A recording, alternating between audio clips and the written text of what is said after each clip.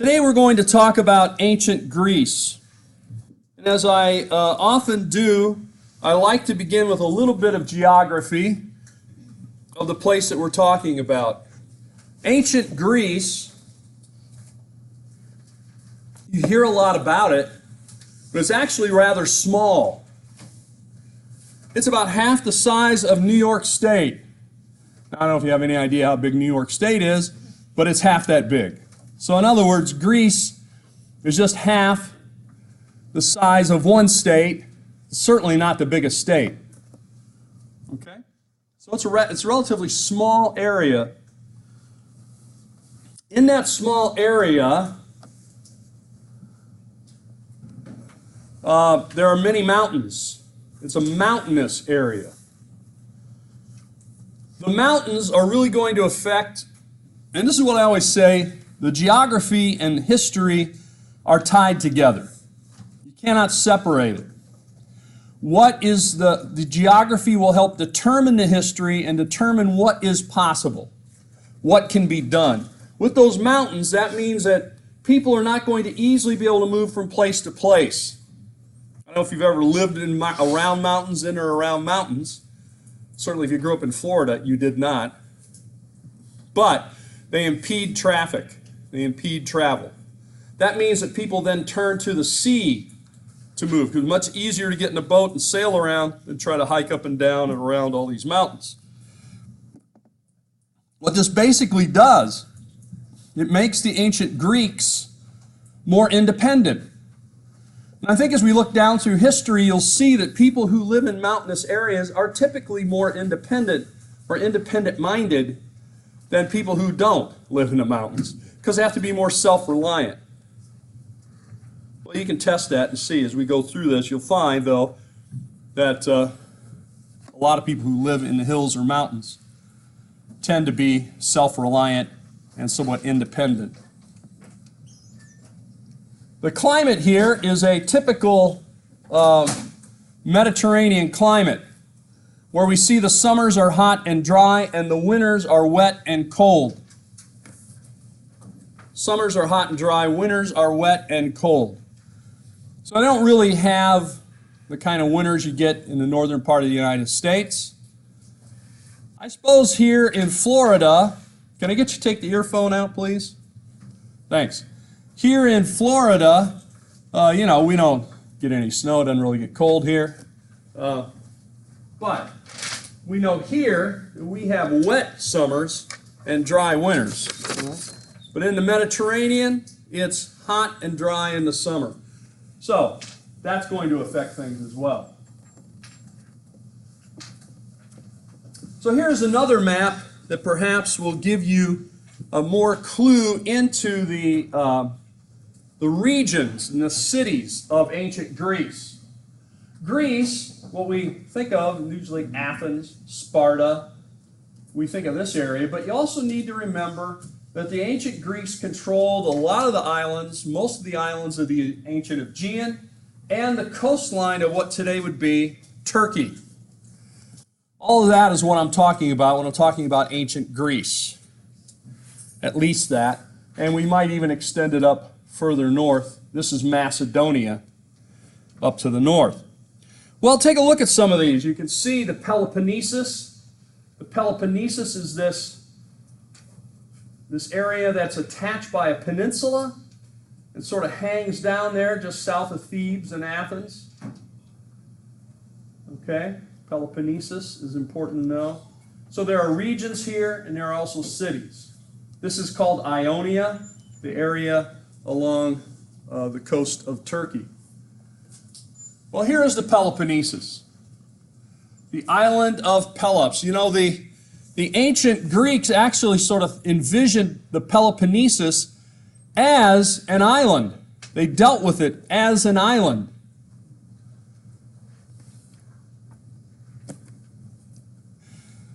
Okay. So we see that it is just attached by a very narrow isthmus. Very narrow isthmus. Today, that isthmus is cut through by a canal. This is a modern canal. It was built about roughly 100 years ago. I think now maybe a little over 100 years ago. Okay? So it actually does separate it. And notice this canal has no locks in it. It's just a cut straight down through. Boats can go through here. Well, what's down on the Peloponnesus? Sparta, Mycenae, and then there is this Isthmus of Corinth, as it's called. And I'm sure you've heard of Corinth. If you are familiar with the New Testament, you know the city of Corinth is a important city of the New Testament world. By the way, I've taken students on tours of ancient Greece and of Rome, and I've taken them to this very spot. That's where I took this picture. So who knows, I may be doing those again. What I'm doing right now, as you remember from my commercial last time, is an excavation in Israel next summer. So if you are interested in that, let me know. When we got here a few years ago, of course I've been there several times, I noticed something new. They had bungee jumping from this bridge. Yeah, all the students thought that was pretty. I said, you can come back on your own and do that. We're not doing that on my trip where I have to explain why you died on my trip because I had you bungee jumping. I do it. Yeah. Yeah, well, it's a long ways down. Well, anyway, let's move on. So here you can see that little isthmus right there. And then this is the Peloponnesus, all right? Here is Attica, that's the region around Athens. Boeotia, that's around Thebes. Ionia is over here on the coast here. Up to the north, Macedonia. Over this way, Thrace, Thessaly. These are all regions of ancient Greece. And then, of course, there are important cities like Athens, like Sparta, like Corinth, like Olympia. Olympia, home of the Olympics. That's where we get the name. Now, some people confuse Olympia with Mount Olympus, which is much further to the north. The Olympics never happened here. This is a traditional place where the gods lived, but Olympia was the site where the Olympics took place every 4 years. This becomes important because the ancient Greeks set their calendar to the Olympic Games. To the very first Olympic Games when their calendar begins. Well, mainland Greece. Okay, here are those regions I was just talking about. Let me go back to that. Athens is in the region called Attica. Thebes in the area of Boeotia. The region up here to the north, Macedonia, becomes important later on. This is the home of Alexander the Great and his father. And of course, there are many, many islands. We're not talking about all of those. We will mention, of course, Crete. That's the largest of the islands, and we're going to talk about that just in a moment. Thera, we will talk about Thera in a moment. But what the Greeks would do is they would sail from place to place, and they'd use the islands to help them navigate across the Aegean. I don't know if you've ever sailed from place to place out on the open water, but you can lose your way. But of course, if you have some landmarks, you have some islands, you know, I'm supposed to sail to the north side of this island, to the south side of this island, and so forth. This can help guide you, and certainly they used it for that. Also, these islands had important resources, such as important building stones, marble, different colored marble, and so forth. All right, let's move on. What were the resources of ancient Greece? And what did the people eat, and how did they survive? Well, one of the important food stuffs for the ancient Greeks, and I guess the modern ones too, is fish. Fishing, things from the ocean. Octopus. I remember going to ancient Greece, taking a tour there, and I was there. I remember one of the first times I was there, they served me spaghetti, which I was kind of surprised. I thought of it as an Italian food, but they eat it a lot in ancient Greece. But what they put on it was, they had these little round things on there. What is that? It's kind of tough and chewy. It was octopus. I didn't much like it, but I ate it because I was hungry. But you can see the little suction cups, you know. It was delicious. Anyway, so they eat the food from the sea. They also have a typical Mediterranean diet, which would include olives and grapes. These are olives, a picture of olives up on the top, grapes down on the bottom. The olives are used for a variety of things, including cooking, right? Cooking, olive oil for cooking, olive oil put in your lamps to make light, olive oil to put on your skin to keep it soft and conditioned, just like you might put some kind of conditioner on your skin. It's mostly oil, so they just put the straight olive oil there, sort of clean and condition your skin. We're getting a lot of beeps and buzzes and unusual sounds. If you could please silence your phone, that would help. I also ask, really, that you put your phones away so they are not a distraction, so that you're not texting and reading your phones in class. So please put those phones away. I got enough competition. I can't compete with your significant other sending you emojis of big lips or whatever it might be, saying how much they miss you. So please put your phones away. Also, silver. Silver is an important resource that's going to come from Macedonia. It's part of the reason Macedonia becomes an important area. There is also copper. Copper on the island of Cyprus. And, of course, lots of marble, different kinds of marble. The Greeks are famous. They have red marble. They have a kind of white marble, a sort of darker, kind of blackish gray marble, and so on. And they take these marbles and they would set them, put them in floors, and make different buildings out of them. They're really quite a great source for them.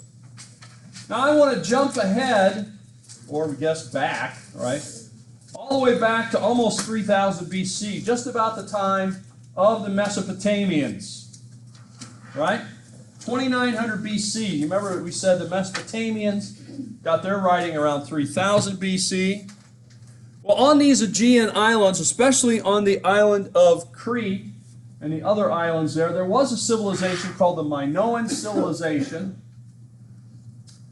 It gets its name from the king who's legendary, a Minoan king called Minos. And so that's where the name of the whole civilization comes from, the name of the king. Minoan history can be divided sort of early, middle, late. The early period, and again these are rounded off numbers, 2900 to 2100 BC. Middle Minoan, 2100 to 1600 BC. It's during this Middle Minoan period that we have Linear A. Linear A is a kind of writing. Linear A is a form of writing. Here you can see a tablet with Linear A writing on it.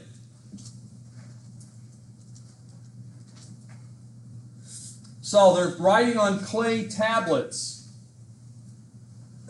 And they're writing in sort of pictographs. But I can tell you that Linear A has never been translated. So you might call it a hieroglyphs or hieroglyphic writing, but sometimes I've used that and people get it confused with Egyptian form of writing. It is not like the hieroglyphs of Egypt. It's its own kind of writing. But it's not been translated. We don't have a lot of examples of it, but we do have a few. Can I get you to put your phone away, please? Do you have yours out? Yeah, thanks. Late Minoan period, 1600 to 1100.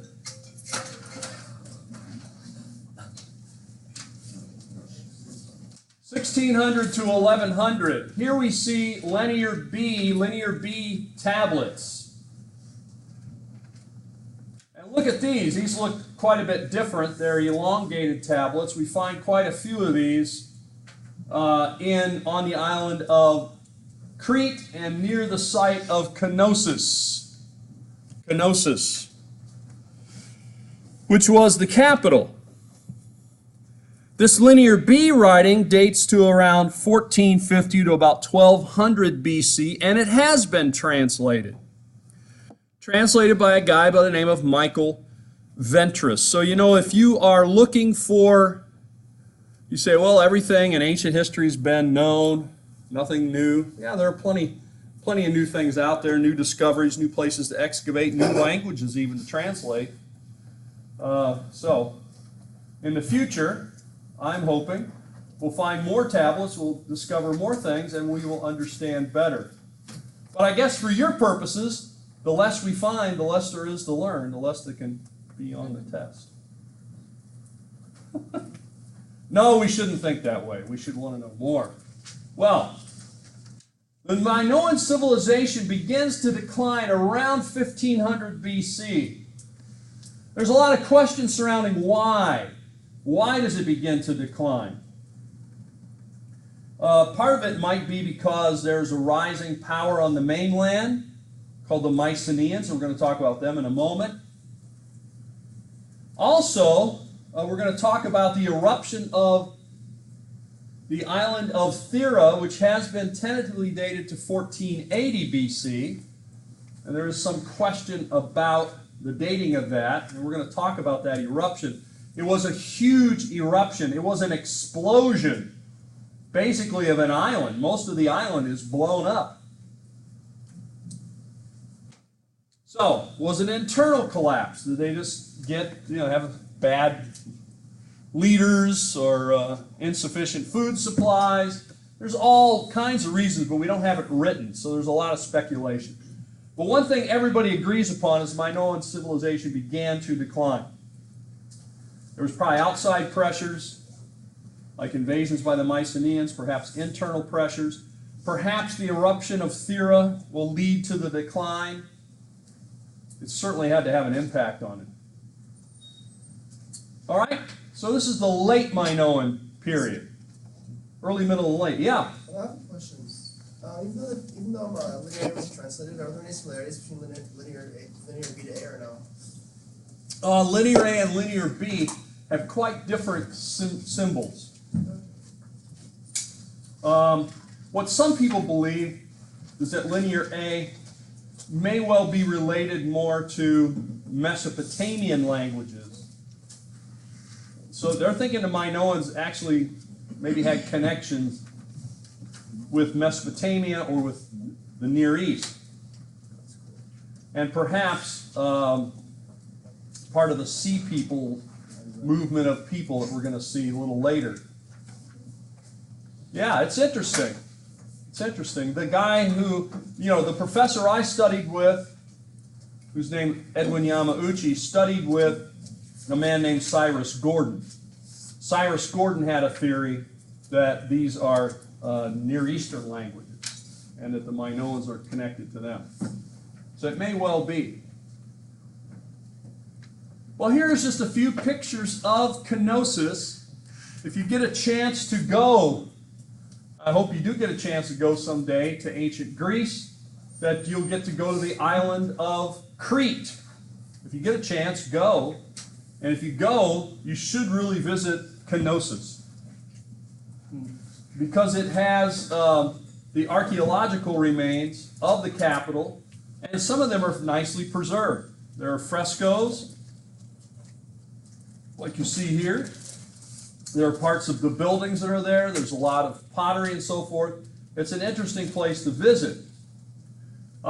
Here you can see the columns, partially reconstructed. This has been, again, part of the controversy.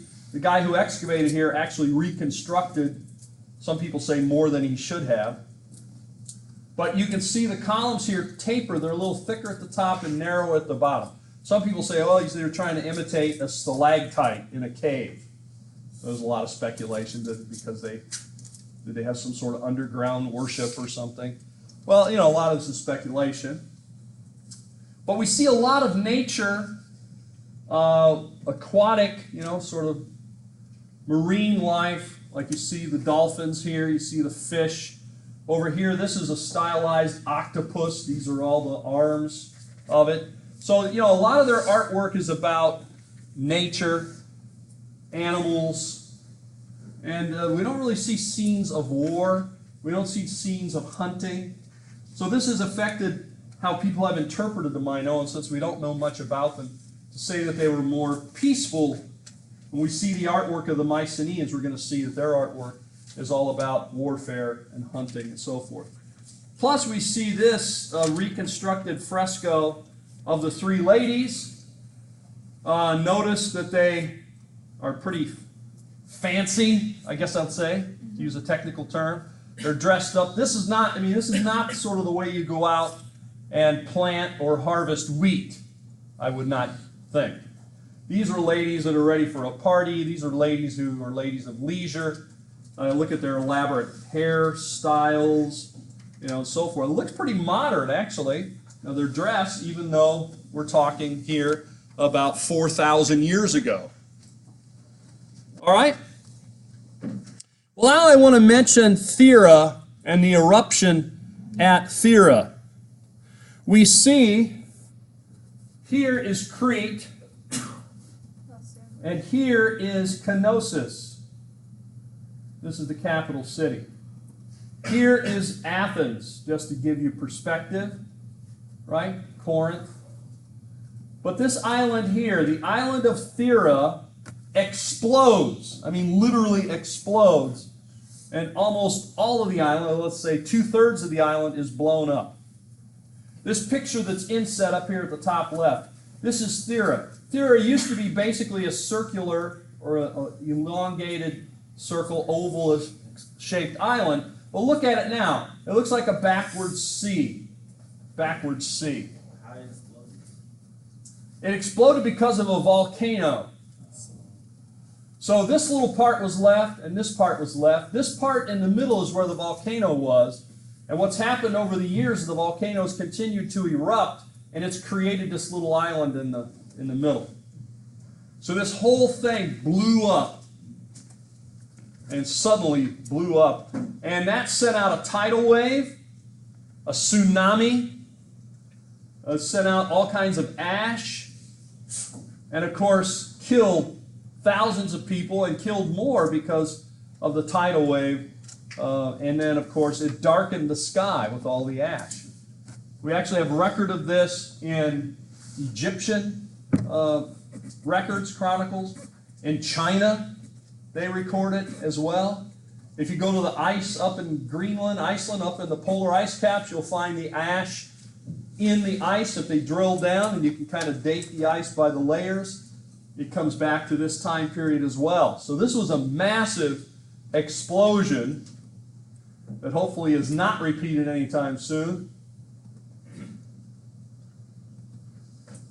So here is an artist trying to show people fleeing. This, I think, is taken from National Geographic. But you can see the mountain back here. You can see the people in boats trying to flee.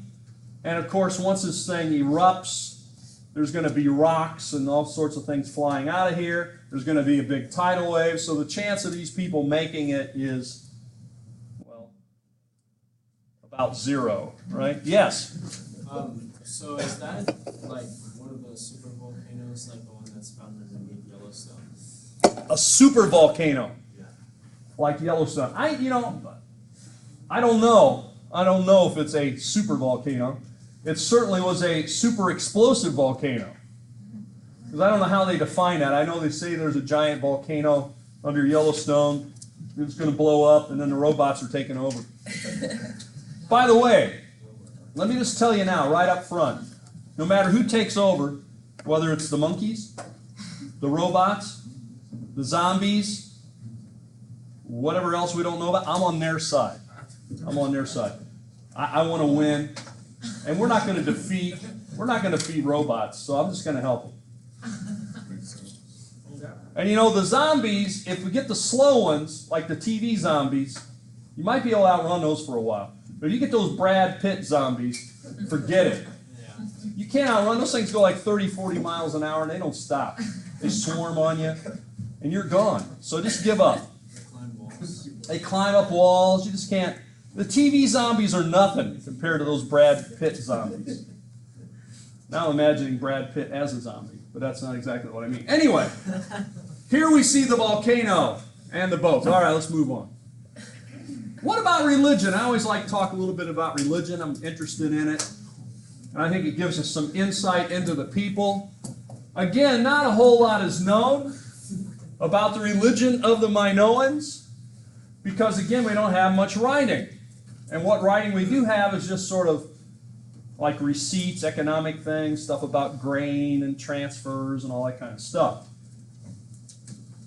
But what we do know is that the bull was an important symbol to the ancient Greeks, especially these Minoans.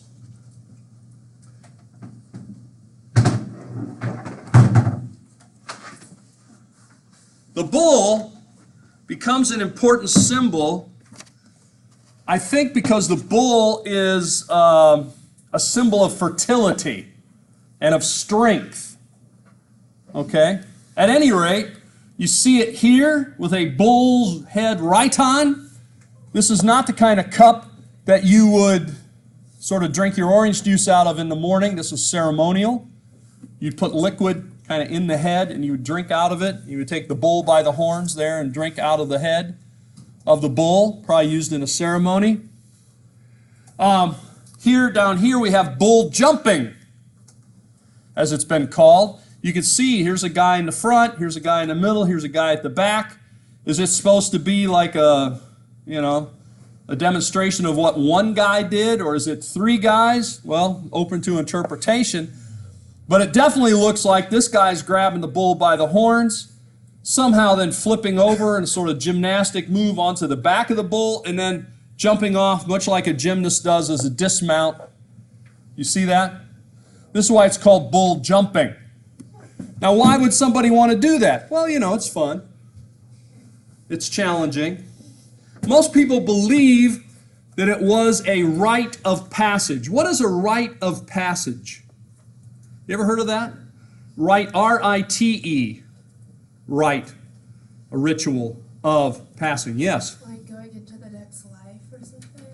Well, yeah, you're moving to another stage, but not necessarily that you die. Manhood, yes, it can often be that, yes. For example, in Jewish faith, they have a bar mitzvah. You've ever heard of a bar mitzvah? Or now they have bat mitzvahs, where they get bats and they train them how to fly. No, it's not. That's for young ladies. So ladies, girls have a bat mitzvah, guys have a bar mitzvah. And this is supposed to show they're now adults. So this is what it is. It's a rite of passage from, and it's usually around 12, 11, 12, 13, somewhere in there. What in our culture would be a rite of passage? You got any ideas? Like American culture, you're saying? Yeah, American culture. Yeah. Getting a license to drive. Driver's license certainly is seen as that. That usually happens, you start that process around 15, 16. Yeah. Going into college, getting married. Getting college, getting married, yes. For Latinas, we have quinceañeras, and then in Americans, we have sweet 16s. Sweet 16s. Yeah. Quinceañeras. Quinceañeras. Oh, I didn't say You that gotta roll right. your R. Quinceañeras. Quinceañeras. Well, you get close enough. Well, yes. Well, these are all things. I think where I lived in Kentucky for 18 years, I can definitely tell you what a rite of passage was there. You want to know? Shooting a deer. Oh, Not jumping that's a bull. Kansas City. Shooting a deer. Go deer hunting. They would put a picture in the paper of a young boy, usually with his dad, his uncles, or whatever, and he'd be holding the horns, and he's smiling, have his gun there across, and they'd say, you know, Jimmy shot his first deer. You know, he's like 11, 12. This is a rite of passage. Jimmy can now bring home the food. He now can take life. He can kill the deer, and he can bring home food, provide for the family. He's handling a firearm. Well, you know, there are different things that it might be. And in your family or in your culture or whatever, it might be different things. What they believed was, here, this is one of those things. Because typically a rite of passage, and then in this case, certainly, it's going to take bravery. I don't know if you've ever stood face to face with a bull, but you typically don't want to have nothing between you and the bull. That would be my recommendation. If you're going to be looking at a bull, be sure you're looking at the bull from the other side of the fence. Okay? But to go there and stand in front of it, approach it, run up to it, I guess, grab it by the horns, and jump onto its back and then jump off the back of it, that's a dangerous thing. And to do that, you've got to be brave. It also shows that you have to be athletic or able to jump and flip off of this thing and not get killed in the process. Okay? So anyway, what does this exactly mean? We don't know. I just gave you some of the ideas. It's maybe a rite of passage. All right, but the bull is important because we see bull statues, bull jumping, bull rhytons. We also have this lady up here, which you probably noticed earlier. This is called the snake goddess. This is a woman holding a snake in each hand with an interesting hat and an extremely low-cut dress that I imagine some of you have noticed. It's extremely low-cut dress. This is a woman who has no fear of those snakes. I don't know a lot about snakes, but if I was going to pick up a snake, that's definitely not how I would do it. If you're going to pick up a snake, you want to pick it up right behind the head so they can't turn around and bite you, right? She's picking it up right in the middle. She doesn't care. She's not afraid of those snakes. Now, this is probably a fertility goddess. Fertility goddesses are quite fertile. And they're usually associated not only with birth, but with death. And this idea of being connected with snakes or what might potentially cause you death, like a poisonous snake, she's not afraid of it because she is the goddess of fertility, goddess of life. All right? So, do we know that for sure? No. We're interpreting it, and based upon other things that we've seen in other cultures, there are lots of fertility. By the way, there are never fertility gods. There are only fertility goddesses.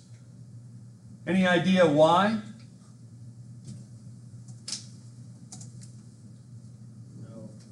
No? You know, there are certain things that the ladies can do that the men can't do. And if you guys would like a list, the ladies will provide you with a list. But I'm talking about one particular thing. Women give birth. Men do not. Life comes from the woman. The child, or whatever, you know, if it's an animal, they come from the female. They don't come from the male. So therefore, if you want more life, you've got to have the feminine. You've got to have a female. So therefore, fertility is connected with a goddess, not a god, because she brings life. She's the only one. How does that happen? Why does that happen? Well, I don't know. They didn't really know, but they knew that was the case. And we want fertility, whereas, you know, in our modern world, we're kind of down a little bit on fertility, right? But in the ancient world, they wanted it. Why? Because if you didn't have fertile fields, you didn't eat. If you didn't eat, you died. If you didn't have fertile women who have babies and stuff, you had nobody to work out in the fields to get the food you need, and then you also die. So you need a lot of children, you need a lot of crops, you need a lot of animals, and all that's tied in with fertility. Okay, so the fertility goddess was quite important. I want to ask something. Yeah. I noticed when Paul went on worship to the snake goddess, the bull, did the Minoans either practice or have some kind of connection or Satanism? Mithraism. Well, yes, that's a good question. Mithraism comes much later. But you are right, it is connected with bulls, and it is connected underground. But I've never heard anyone try to connect this with Mithraism, because Mithras was a Persian god and really becomes popular more in the Roman period. So it should be quite a bit later than this. But it's still the basic idea that the bull, so if you want to think of fertility, a bull is masculine fertility, because, you know, bulls let you have baby cows, right? And they're also very powerful. I don't know if you stand in front of a bull, you'll realize this is a powerful creature, and it can kill you. So it has the power of death. It has the power in that way, I guess, of life, fertility, and strength. And it is associated with men. So Mithraism, which would be Roman, was a Roman god. It was actually earlier Near Eastern god that the Romans adopt, especially soldiers. And it had an exclusive religion that was only for men. And they would go into an underground pit.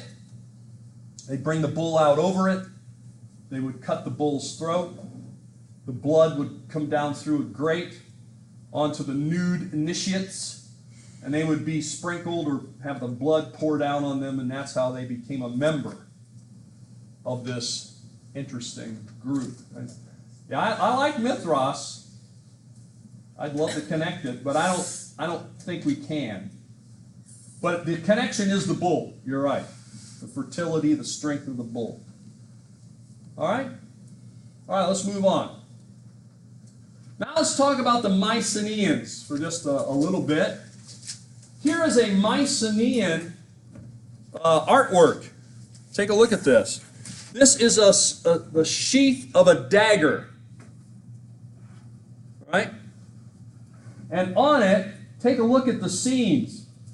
You can see a lion very clearly.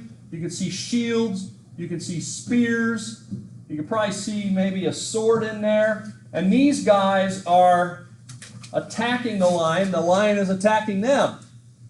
Hunting scenes are often associated with those who are very militaristic, because hunting has a lot of the same elements as the military. You know, if you're in the military, you're in a dangerous situation. You're often searching for the enemy. You're often going to engage the enemy in battle that could lead to death. And so hunting was seen as a kind of practice,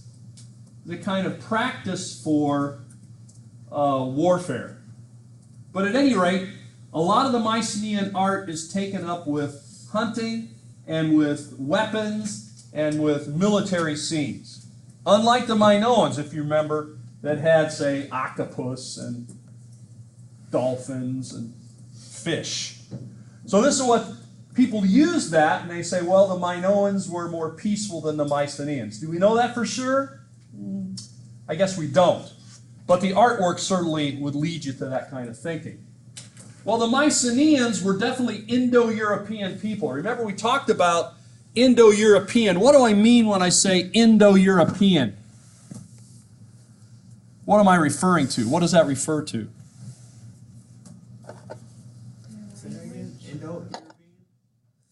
Indo.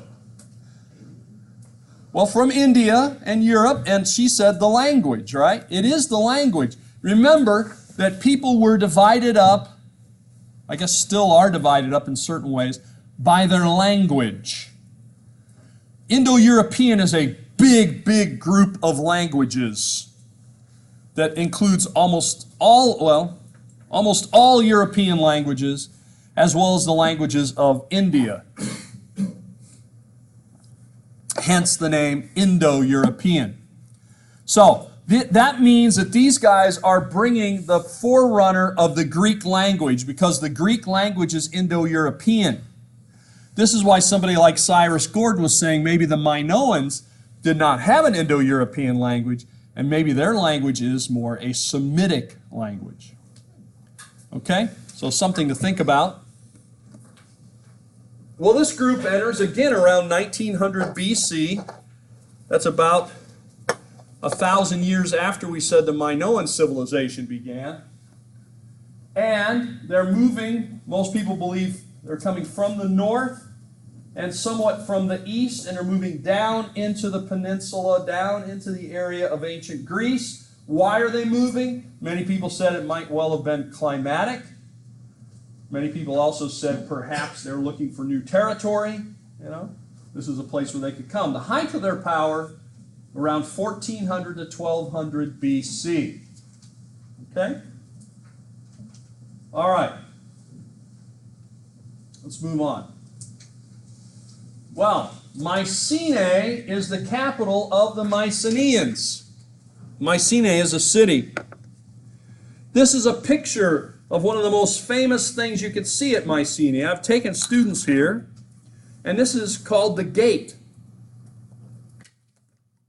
In fact, it's called the Lion's Gate. If you look up above in that sort of triangled area, if you look carefully, you can see there are two lions. This is a massive gate. If somebody stood here, they would be about that high. Somebody 5-6 feet tall would be about up to there. And part of the reason this triangle is here is because these blocks are so huge, and the weight of it probably would have crushed this lintel of the gate. So they actually left it open, but they put this smaller stone in there to make sure nobody could crawl up and get inside the city that way. It's a blocking stone, but it's also decorative. Well, the guy who excavated here is someone that we'll run into again. His name is Heinrich Schliemann. Heinrich Schliemann. Definitely Irish, right? No, he's not Irish. He comes from Austria and Germany. He excavates Mycenae. He is also going to excavate another famous city. Anybody know? Well, we'll talk about it in a moment.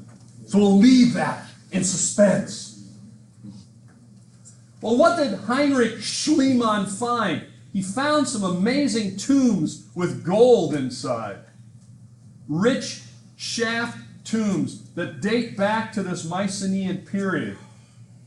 Heinrich Schliemann was interested in finding evidence from the writings of a guy by the name of Homer. Have you heard of Homer? Homer Simpson, not Homer Simpson. Another Homer. He did write poetry. Anybody know? Somebody said it, the Iliad and the Odyssey. And it had a rhythm to it. So you would say it with a rhyme, you'd say it with a rhythm. So kind of like rap, right? And people would learn that rhythm and it would help them memorize the story. But Homer would write about a great battle at the city of Troy. And he also wrote about then following that, well, we're going to talk about it, a journey that someone takes after the battle. Well, in these rich shaft tombs then, he found gold daggers, death masks, cups, gold cups. Pretty amazing stuff. And the city itself of Mycenae has 50 feet thick walls. Now think about that. How long do you think from the front of the room to the back of the room? It's not 50 feet. 20. It's more than 20. I'd say maybe about 30. Yeah, 30, 35. The walls are thicker than this room is from front to back or side to side. Those are huge walls, right? Huge walls. Unbelievable. And of course, the gate is here. See, those walls are going all the way back there. The gate comes in. Gates are the most vulnerable place in a wall. You've got to have a way in and out. So you have to guard the gates. Now, just across from the site here, these are some of the graves that are found. These are called tholos graves, or beehive graves. You can see a person standing there in the entrance. You can see another triangle here to relieve the weight. What they actually did for this tomb, this grave, is they built a structure that's sort of like a semicircular structure made out of blocks, and then they buried it with dirt. So after they built the structure, they buried it with dirt, and they put the dead people inside, and then they backfill the whole thing with dirt. So it looks like a weird-looking mound of dirt. But inside, it's actually a stone structure. And inside, they found skulls and skeletons of those who were deceased there, who are obviously important people, rulers of the Mycenaeans. And they used forensic science to take the skulls and to figure out what these guys look like. And that's what you're looking at here. These are the reconstructed faces of Mycenaean leaders. So you're looking at the faces of these guys that are about 3,500 years ago. They kind of look like a bunch of thugs to me. Then also he found this death mask. This is the most famous of them. And when Heinrich Schliemann found this, he wrote, "Today I have gazed upon the face of Agamemnon." Who is Agamemnon? Anybody know? Agamemnon? Agamemnon is mentioned in Homer's writings, not Simpson. And in Homer's writings, he is the leader of the Greeks. And he comes from Mycenae. And so he believed that he had found the grave of Agamemnon, and this was a death mask. How do you make a death mask? What is the death mask? All right, you could do this yourself. If you have a roommate, go over to Publix, and you get some really thick aluminum foil, as thick as you can get. And then tear off about 10 pieces of it, so it's really thick. Then you go over, after your roommate falls asleep, you go over and you press that foil over their face while they're asleep. Press it down really hard, and you will create a death mask. But what you do then is you would, after they were no longer with us, you would take, like say the back of a pencil, the eraser on a pencil, and you would go around their face to preserve where their eyes were, their mouth, and so forth. That's what this is. These are actually indentations of the guy's face. His nose, his mouth, his eyes. After it was pressed over his dead body, they would kind of rub that on there to make an impression of his face. Hence, it's called a death mask. By the way, don't do that to your roommate. That was just a joke. I know it's hard to tell. Anyway, and here's one for a baby. Not only a mask, but the entire body covered in gold foil. So this is how rich these people were. They had plenty of gold to be able to do this and to use it like an artwork, and it just becomes something that's then buried with the person. And so now we can sort of see what the face of Agamemnon looked like. And if we go back to this, was it this guy or one of these guys? Well, it's actually not Agamemnon, but it is a Mycenaean ruler. So here's Mycenae. Mycenae is built on a hill. The hill's up high here, the citadel, and it comes down like this. Here's the Lion Gate. That tomb that I showed you is here south, kind of off the map to the bottom. But you walk in through the gate, and you wind around. You walk all the way up to the citadel, and you come all the way back down. Mycenae, very important city here. Now, another city, Troy. Remember Heinrich Schliemann? He excavates not only Mycenae, but he excavates the ancient city of Troy. Yes, the ancient city of Troy. Troy is the place where the great battle was that Homer wrote about. It's a battle between which two groups of people? Anybody know? The Trojans and? The Trojans and the what? And the not Trojans. The people from Troy, right? The people from Troy are the Trojans. Oh. Wait, but I thought they were the ones that sent the horse inside. I don't know. The people that sent the horse inside were not the Trojans. They were the Greeks, sometimes called the Achaeans in the writing. It was the Greeks versus the Trojans. Does anybody know how the battle got started? like a lot of fights, started over a woman. So the wife was like kidnapped or something. Was she kidnapped or did she go on her own? This is the question. Anybody remember her name? Helen. Helen! That's my middle name. Helen! Oh, that's why you're, yes. Helen of Troy. Helen of Troy. She is said to be the face that launched 1,000 ships. Why? She's the beautiful wife of the king. And guess what? She is taken to Troy by a guy named Paris. Now the question is, the Greeks believe, of course, the virtuous Helen was kidnapped by the terrible Paris and taken there against her will. Of course, she would never have gone on her own. Other people say, well, no, maybe Helen just wanted to get out of town. Yes? Isn't Paris a demigod? That's for Not well, you know, all of these guys sort of have different ideas, but I wouldn't call him a demigod at this point, not this Paris. There is a great hero on the other side, his name is Achilles, who does have some powers. You know, they sometimes have some powers, but like Achilles, for example, the great warrior, the great Greek warrior, he was invincible, or so they thought. In other words, he would get shot by an arrow, it didn't affect him. But he did have, as you mentioned, Achilles' heel. You ever heard of the Achilles' heel? And the Achilles tendon? You ever heard of that? Achilles was weak in only one spot, and that was his heel. Why? Because according to the story, Achilles' mother dipped him into the river Styx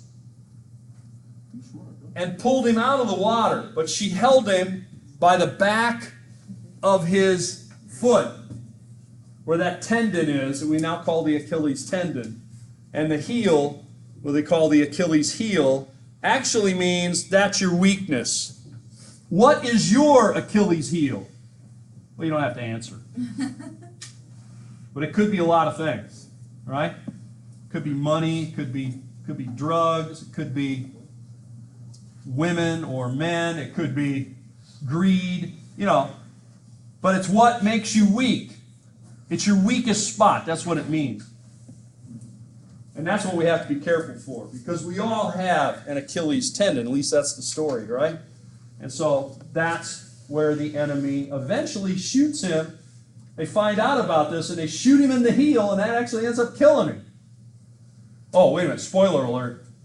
Oh, you'll have to watch the story. Well, what Heinrich Schliemann is going to do is use the writings of Homer as his guide, and he will find the city of Troy. He will find wonderful gold objects. You know, a lot of archaeologists don't like Heinrich Schliemann. But I got a feeling part of the reason they don't like him is jealousy. This guy found the best stuff. He found the two most famous cities, and he found like amazing gold objects and so forth at both. Now, they criticize him because he didn't use modern excavation techniques. No, he did not. But, you know, he lived more than 100 years ago, so I'd be kind of surprised if he would be using modern excavation techniques. So, you know, I kind of rehabilitate Heinrich Schliemann. I cut him a little break there, but he does find these things, and he does find the city. No one disputes that this is Troy, and no one disputes that the other city is Mycenae. And nobody disputes that this is not real artifacts that he found, you know, ancient artifacts. Now, he dated things wrong. He made them to all date to around 1200, 1150 BC. They actually appear to date to around 1400 BC. He was off by 200 or 300 years in his dating. That's why he takes a lot of criticism. But he used the writings of Homer to find Troy, no doubt about that.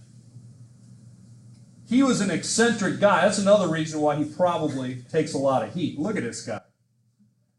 He's an interesting guy. He grew up in, you know, Austria. His father had a store. He would sit, and I can see how he might annoy people. He would sit on a barrel of pickles in his father's store, and as people were going through doing their shopping, he would recite to them Homer's writings in Greek. as like a 12-year-old boy. I don't know how the people reacted. Probably like, who is this punk? Get him out of here. But that's what he would do. He was enamored with the writing. Now what you have to remember is, in a bygone era to us, everyone studied Homer. Probably in here, how many people here have actually read Homer's Iliad? Or the Odyssey, either one. All right, 1, 2, 3, 4, 5. All right, got 5 out of about 50. Okay? I can tell you that it used to be everybody read it. Everybody read Homer. It was just a standard thing. And now it's not. Okay? So it's not as strange as it might seem. But of course, to have it memorized in Homeric Greek, that is a little over the top. But he studied this, and he believed that it was true, at least that the stories were based on something true. That was not popular in his time, and he used it to find these things. He will eventually come to the United States. He's in Indianapolis for a while. He eventually goes out and gets involved in the gold rush in California. In the 1840s, 1850s, he makes a lot of money. You can see him wearing a fancy sort of fur coat and a top hat. And he will use that money, and then he goes back to Greece, and he decides he's going to go look for this stuff on his own because he's got the money and the time to do it. He marries a Greek woman, calls her his Helen. Her name wasn't Helen, but he calls, this is my Helen. And this is her, by the way, wearing part of the stuff that he found at Troy. The ancient headdress. And this is a famous picture because she's modeling it, what they had found. Priam's treasure, because Priam was the king of Troy in Homer's writings. So, here he is, looking a little less dapper. But an interesting guy. I remember one time I went to a party, I guess you'd call it a party, for classics people. Classics people study Greek and Latin and stuff like that. They study Homer and all that kind of thing. And so I got invited because I was a history guy, but I was an ancient history guy, so they kind of let me come. But they didn't know who I was. But they had those little name tags that says, hello, my name is, or whatever, and you write your name. So I put down that my name was Heinrich Schliemann. And I thought, these people are going to they're going to say, Heinrich Schliemann? Boy, you got to be kidding. Not one person said a thing. They looked at it, and then they just kept walking. Like, okay, this guy thinks he's... I think I put H. Schliemann, just so they would... Anyway. So there you go. He's famous, but... here are his two cities, Mycenae and Troy. And he digs both places. Here's Troy. Here's the bay that's there today. Or the bay the way it was in ancient times. You see this dotted line? This dotted line was the coastline, the way it looks today. So if you go there today, this is all filled in with land. So it makes Troy appear like it's much further from the water. So when Heinrich Schliemann came looking for it, he actually looked for the two rivers that flowed near it. One was told by Homer to have warm water, the other one cold water. He got to the area, he found that, he walked up here, he found these ruins, and he excavated here at ancient Troy. Ancient Troy, again, a walled city, built up on a hill and down around. It's an interesting place to visit. I've taken students there. They've always heard about it. They get there, sometimes they're a little disappointed because it's not as magnificent as they had, I guess in their minds, thought it would be. Well, we then have a Dorian invasion. The Dorian invasion, around 1100 to 750, this is sometimes called the Dark Ages of ancient Greece. Why do they call it that? Because we see a decline in culture, and we find the loss of writing. We also see the decline of artwork. Here is some Dorian artwork. This is a horse. By the way, I just told you how I judge artwork. If I think I could do it, I think it's really not art. Certainly not good art. I think I can make a horse kind of like that. Give me some Play-Doh, I can come close. So it's not very fancy, it's not very realistic. This is the way the artwork was, the writing is gone. It had few outside contacts. Greece sort of turns inward for about 350 years or so. Traditions are then passed down word of mouth, orally, from person to person, from generation to generation. The stories about the Mycenaeans and the Minoans are passed down. When people see those huge walls that were built at Mycenae, they could not believe that humans had built them. And so they believed that they were actually built by a monster named the Cyclops, a giant with one eye up here in his forehead. Well, they call it, so it's still today called Cyclopean architecture. Well, here's Homer. This is actually a painting by Rembrandt. Rembrandt never met Homer. So does Homer look like this? I doubt it. It's what Rembrandt thought he looked like. So I guess if Rembrandt painted a picture of me, that would help make me famous. But he didn't, and I'm not. Well, we talked already about the Iliad and the Odyssey. When did these come about? In the 8th century, right after the end of this Dark Ages, we see writing emerge again, and it emerges with these stories told by Homer, the Iliad and the Odyssey, but you can tell that they were composed orally. Remember I told you they had a rhythm. They have a rhythm to it. If you read it in the ancient Greek, you know it. It has a meter to it. And it helps you memorize it. It helps you recite it. But then these are later written down. And these stories then become the basis of Greek culture and really have a great influence on Western civilization. Many dismiss them as fanciful fiction. You know, they never happened at all. Except for a guy like Heinrich Schliemann, who believed they did actually happen. They were based on history. And he found these two cities that were there. Heinrich Schliemann, our guy who shows up again.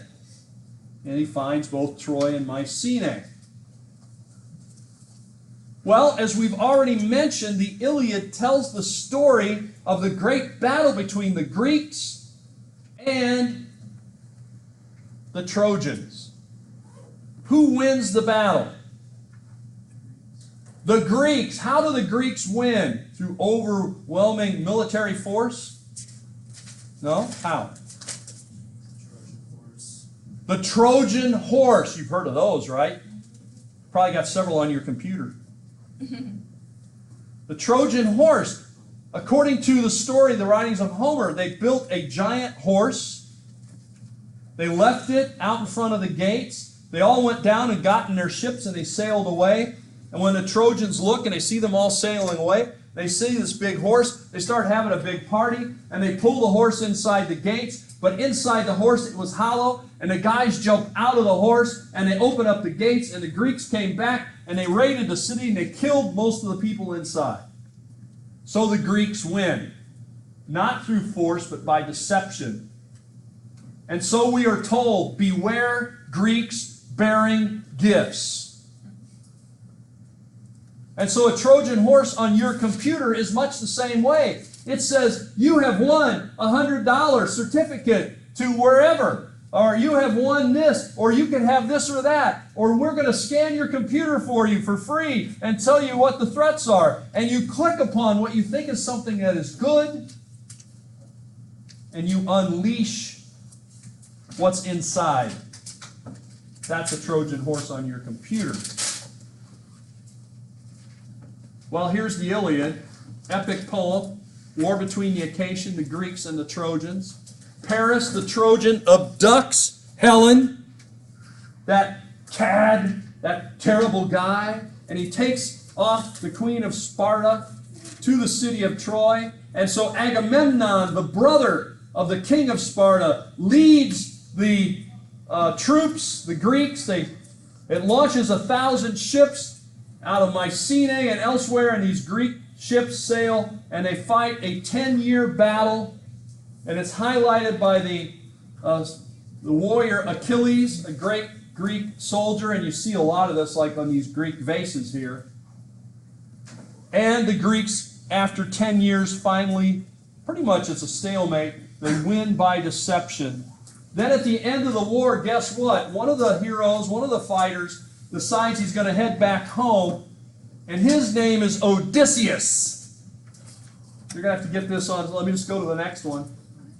And this is called the Odyssey. The Odyssey is about Odysseus, the king of Ithaca, and his ship is blown off course. He meets several trials. In one case where his men are turned into swine by witches on an island. We still got a minute, people, so please be seated. And so I can tell you that the ladies will tell you it does not take magic to turn men into swine. That can happen without magic. And so eventually, after 10 years, he sails back home. And when he gets home, Odysseus is greeted by his wife. His wife has made a friend in the 10 years while he's gone. And she says, honey, go up and take a bath. I'll be up to see you. And she goes up there with her friend, and they dispatch Odysseus in the bathtub. And that's the end of his story. Well, it's now 1:15. We'll see you later.